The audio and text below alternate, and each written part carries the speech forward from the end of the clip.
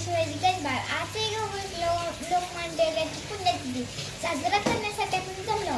क्रांतीची मशाल पेटली, सिंहाची सिंह गर्जना गर्जली, स्वातंत्र्याची नवी प्रेरणा टिळकांनी जनतेला दिली. स्वराज्य जन्मसिद्ध हक्क कायम तुम्ही मिळवणार, अशीच यंगयान इंग्रजांना हजून सोडणार. देशभक्त म्हणजे लोकमान्य टिळक. अध्यक्ष महोदय, पूज्य गुणीय वर्ग व ते जमलेले छोटे मोठे बाळ मित्रांनो, आज मी तुम्हाला लोकमान्य टिळकांविषयी काही 4 शब्द सांगणार आहे. ते तुम्ही शांतीने ऐकून घ्यावे अशी मी नम्र विनंती. त्यांचा जन्म 1856 रोजी चिखल्या गावी झाला.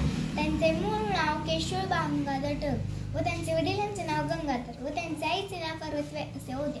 भारतात स्वराज्य जागृती लोकमान्य म्हणून त्यांनी केसरी व मराठी वृत्तपत्रिका सुरू केली. लोकमान्य टिळक शिवजयंती गणेशोत्सव साजरा करण्यास सुरुवात केली.